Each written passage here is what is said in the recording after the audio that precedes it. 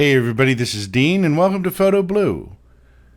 Today I'm going to discuss Nikon's latest update for NX Studio. It's version 1.2.0. So whenever we get an update in NX Studio, it usually implies that we're going to get some updates as far as new cameras or new lenses. It doesn't always mean feature updates. They usually fix bugs and update for new hardware. So it's always good when we get an update because that indicates other things are going on, like they're creating new lenses or they've updated firmware in various cameras. So the first two changes for this version are they added support for the Z9 firmware version 2. And they also added support for the Nikon Z 800mm f6.3 lens, which is a new lens. So things are going on with that. They also added support for a couple of video formats, so NEV files and ProRes RAW video. They've added some support for that as well. They've actually added some various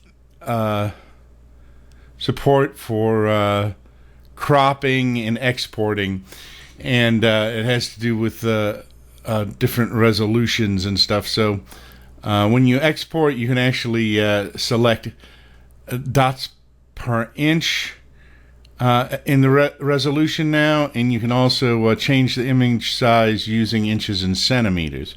So you'll find some minor changes like that along the way, which may or may not make a difference to you. You can also now choose 16-bit, 8-bit, or 8-bit TIFF, JPEG, or original format for pictures opened in other applications with OpenWidth. So I guess what that does is you'll be able to choose what format you bring it into the application you choose as a kind of a helper application. And part of that will depend on the application and what formats that it supports. So one change I want to bring your attention to is that the map and the YouTube upload features have been removed from the new version of NX Studio. And the importance of this is probably you may not care about the YouTube function. Depends on how you upload your YouTube videos.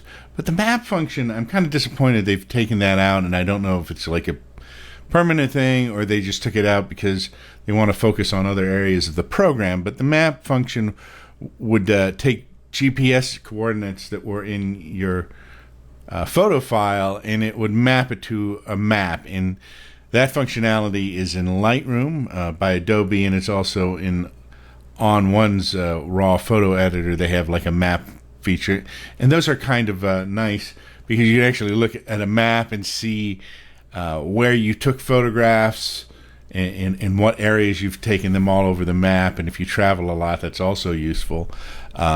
You of course have to make sure you have captured the GPS information, so you may need to tether your smartphone to your camera to do that, which is kind of a pain, but you can also do it later at the time you import them into the time you import the photos into NX Studio. So I'm kind of sorry to see that go. Hopefully it will come back at some point.